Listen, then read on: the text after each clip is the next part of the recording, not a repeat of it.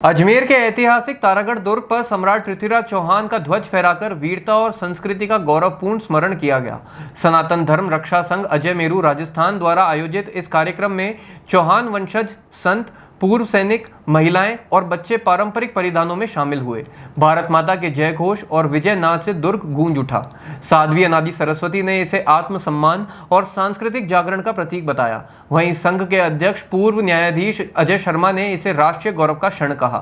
संयोजक तरुण वर्मा ने तारागढ़ के ऐतिहासिक महत्व पर प्रकाश डालते हुए इसकी देखरेख और पृथ्वीराज चौहान और चंद्रवरदाई की मूर्तियां लगाने की मांग की। कार्यक्रम में कई गणमान्य अतिथि और भूतपूर्व सैनिक भी मौजूद रहे।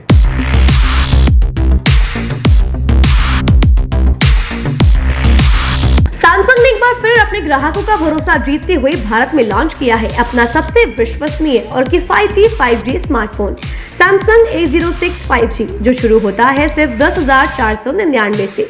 यह फोन सिर्फ कीमत में ही नहीं बल्कि फीचर्स में भी दमदार है। जहां मार्केट में ज्यादातर स्मार्टफोन सिर्फ 7 5G बैंड्स के साथ आते हैं, वहीं A06 5G देता है पूरे 12 5G बैंड्स, जिससे उपयोगकर्ता को मिलती है सुपर फास्ट डाउनलोडिंग स्पीड और पहाड़ों, बेसमेंट्स या माइंस जैसे इलाकों में भी शानदार नेटवर्क कवरेज।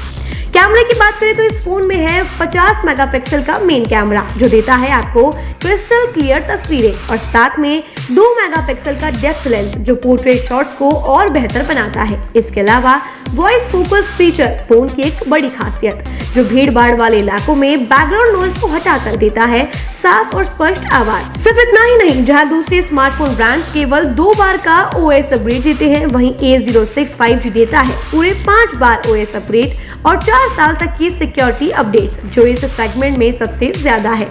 और अब एक शानदार ऑफर भी पाइए। A06 5G के साथ अब बिल्कुल मुफ्त मिल रहा है एक सैमसंग का 25 वॉट का ओरिजिनल चार्जर, जिसकी कीमत है 1399। यह ऑफर उपलब्ध है आपके नजदीकी ऑफलाइन मोबाइल स्टोर पर। सच में काम का 5G उन सभी ग्राहकों के लिए जो बजट में रहकर बेहतरीन तकनीक का अनुभव लेना चाहते हैं, और अब तो ऑफर के साथ और भी फायदे में। साथ ही सैमसंग मोबाइल फोन खरीदते समय यह सुनिश्चित करें कि उत्पाद पर आदित्य का होलोग्राम लगा हो। यह hologram original Samsung mobile phone और एक्सेसरीज की प्रामाणिकता और विश्वसनीयता की गारंटी देता है। सही चुने, असली खरीदें। आज सम्राट पृथ्वीराज चौहान जयंती के उपलक्ष्य में तारागढ़ दुर्ग के ऊपर वाहन रैली के माध्यम से सैकड़ों की तादाद में नगरवासी पहुँचे। सनातन धर्म रक्षा मंच के आह्वान पर वहाँ पर रावत समाज के रावत चंद्र सिंह जी रावत के द्वारा, जो सम्राट पृथ्वीराज चौहान की वंशावली में आते हैं, उन्होंने पूरे समाज की ओर से, पूरे नगर की ओर से पृथ्वीराज चौहान जयंती के उपलक्ष्य में ध्वजारोहण किया गया और साथ में यह मांग उठाई कि जो सम्राट पृथ्वीराज चौहान और चंद्रवरदाई का एक स्मारक तारागढ़ दुर्ग पे बनाया जाए। गणमान्य व्यक्तियों में अजय शर्मा सेवानिवृत्त जज भी उपस्थित रहे और संतों का आशीर्वाद देने के लिए अनादि सरस्वती जी उपस्थित रही। मैं तरुण वर्मा, सनातन धर्म रक्षा संघ संयोजक। सम्राट पृथ्वीराज चौहान जयंती के अवसर पर हम सभी यहाँ पर आए हैं, उपस्थित हुए हैं। संयोजक होने के नाते मैं तरुण वर्मा आप सबको हार्दिक बधाई देता हूँ। भारत माता की। इस स्थान के परिचय के नाते मैं आपको बताते हुए बड़ा ही हर्ष का अनुभव करता हूँ कि ये तारागढ़ दुर्ग विश्व का पहला दुर्ग है। जब पूरे विश्व में अराजकता फैली हुई थी, उस समय में 6ठी शताब्दी के अंदर यहाँ के चौहान राजा जो नागौर में निवास करते थे, उन्होंने सुरक्षित स्थान देखते हुए, सामरिक महत्व के स्थान को देखते हुए, इन पहाड़ियों में, इन फिदाओं में हरी भरी रंग बिरंगी जो सुरक्षित क्षेत्र है, जैसे नसीराबाद हमारा एक क्षेत्र बना हुआ है, ऐसा सुरक्षित क्षेत्र था, तो वो यहाँ पर आए, निवास करा। यहाँ पर इंदरकोट बना हुआ था, ब्रह्मकालीन इंदरकोट बना हुआ था, और उस पूरे क्षेत्र में आप सुरक्षित रहे। और आने वाले आक्रांता जो यहाँ पर आकर मार काट मचाते थे, यहाँ के शांतिपूर्ण जीवन में आग लगाते थे, ऐसे आक्रांताओं को 400 वर्षों तक सबक सिखाने का कार्य किया। 6ठी शताब्दी के बाद से 400 वर्षों तक सबक सिखाने का अगर कोई कार्य किया तो इस तारागढ़ दुर्ग के माध्यम से किया गया। सम्राट पृथ्वीराज चौहान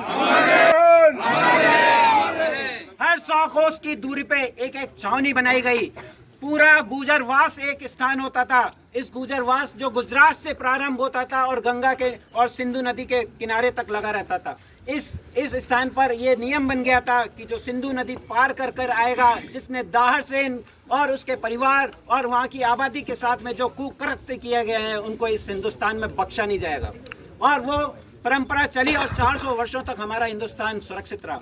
उसके बाद में कालांतर में जब पूरी शांति छा गई, कोई विवाद नहीं रहा, तो हमारे यहाँ पर अच्छी शासन व्यवस्था के लिए चालुक्य, चौहान, पड़ियार, प्रतिहार ऐसे करके राज्यों का विकास हुआ।